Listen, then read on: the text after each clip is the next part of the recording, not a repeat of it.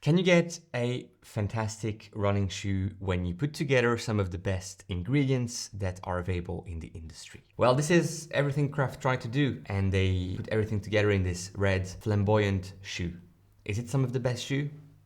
We shall discuss it. Hey everyone, and welcome back on the channel. My name is Alex. In today's video, we have a first impression review of the Craft Kype Pro. Kype, not hype, although there was a lot of hype when this shoe was first announced during the New York City Marathon week. We have received this shoe from Craft. They don't get to see this video before it releases, and therefore, as always, it is transparent and unbiased. Looking at the specs of this shoe, we have 40 millimeters of stack height in the heel, 32 in the forefoot for that 8 millimeters drop.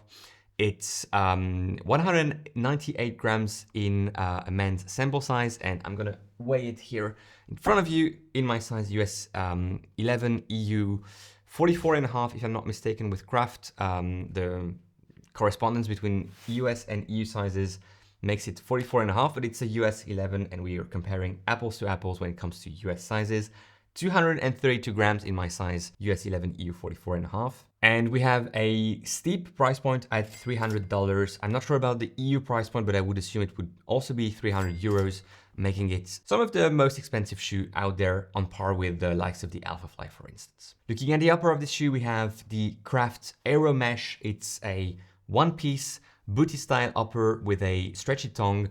You have that fancy neon tab, which kind of helps you to put the shoe on. You have a one-piece bolster here in the heel that is very pliable. That is the heel. The insole is removable, and of course, because this is a booty construction, the tongue is not gusseted. There is actually no tongue. It's a stretchy piece of material that acts as a tongue, and the rest of the upper is that fairly thin and fairly plasticky feeling material, at least plasticky on the outside. It's quite comfortable when it comes to the feel of the material from the inside. But now discussing the fit of the shoe, the length is okay. I don't have any issue with the length. The width and the volume of this upper are not good. Plain not good. This is too much volume, too much width, too much wiggling inside the shoe. I am pretty sure this is the right size for me in terms of length, and in general, Craft shoes have worked for me in the past in a size US 11, but this is just too much wiggling around and too much room in the upper of the shoe. And this is hindering the performance and the overall assessment that I can make of this shoe. I think using a more race-oriented last would really help. And my personal preference also goes to more traditional uppers with a traditional construction, a tongue that is ideally semi-gusseted. This booty construction is something that I'm struggling with, and that is the case with many shoes, because I think it's kind of making the shoe working for a specific type of foot anatomy and way less so for others. You cannot really dial in any sort of fit with this shoe. It's a bit, standardized for the shape of the last, and it doesn't conform to your foot as much as traditional uppers, in my opinion. Looking at the midsole of the shoe, we have that Craft XX foam midsole. This is a 100% Pebax based midsole. Pebax being the official name of Peba, provided by Arkema.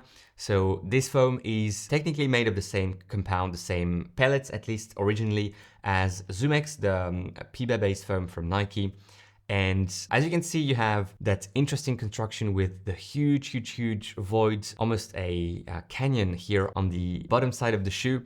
It's supposed to help the midsole expand at compression. You have a bit more room here for the foam to take a bit more space when it compresses. It's also meant to help people have that guidance through their foot strike from heel to toe.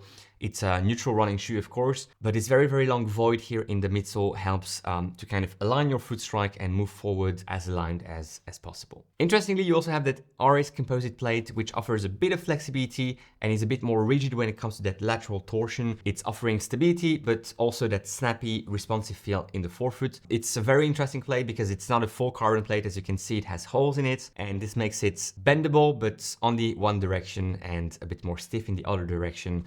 Carbon is a fantastic material if you want to craft these types of differences when it comes to torsion in one way, less torsion in another way, flexibility in one way, less flexibility in another way. And you can do that with some different carbon layups. And that's what Arris Composite is doing. They're really a specialist, and Craft reached out to them to have their plate. They didn't develop a plate in-house, if that makes sense. How is the ride of that whole midsole unit?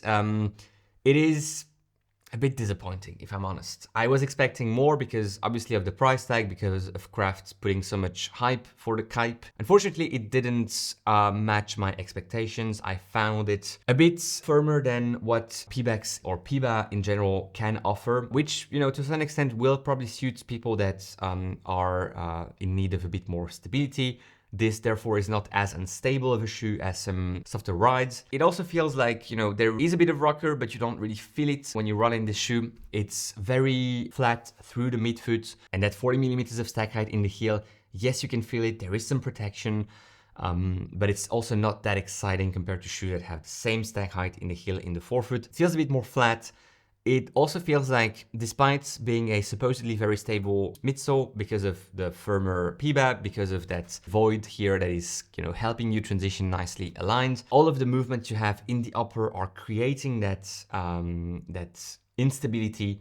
You are basically, you know, moving inside the upper because it's just too big and too wide, too much volume. You're moving inside of it. If you want to tighten your laces more, you get some lacing pressure, and it's not very pleasant altogether. I did a session in this shoe as well.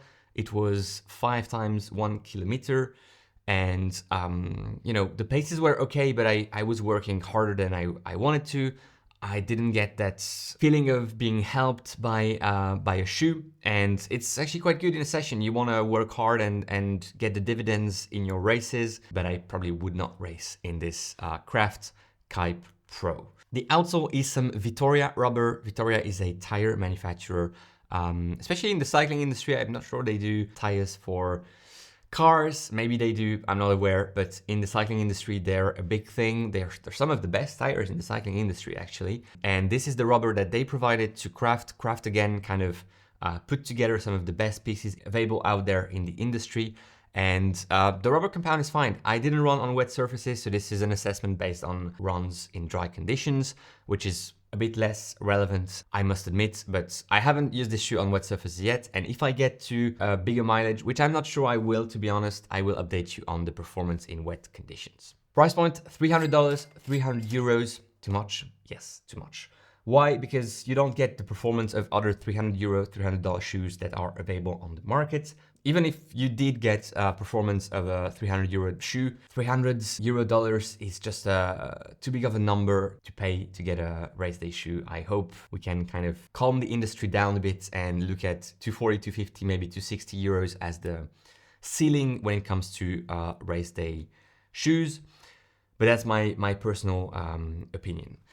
The issue with this price point also comes from the fact that Craft went out to people that are selling their parts, and obviously they also need to get their margins on whatever they sell. And everything you get, that Vittoria name, that Arris name, that Arkema name, costs more money because you are paying people to use their stuff. And this is the case in the industry in general. You're paying people to use their parts, but some of them are just, you know, parts available to everyone, and you don't have that branding. The branding obviously costs also some money. Would I recommend it? Probably not, except maybe for people with wider feet, because this shoe can accommodate wider feet or need for volume, and maybe also heavier people. Heavier doesn't mean much, I must admit, but you know, people who tend to prefer shoes that offer a bit more stability, are not too mushy, too soft, and you know, a bit heavier people that can squish and compress that midsole and benefit a bit more from its characteristics. So I think that's probably the two demographics, or one if you're combining the two factors in one person that could enjoy this shoe a bit more than I did. I hope this makes sense. Thanks a lot for watching this first impression review. We'll link to something else, probably New York City based, here in the upper right hand corner. Thanks for watching.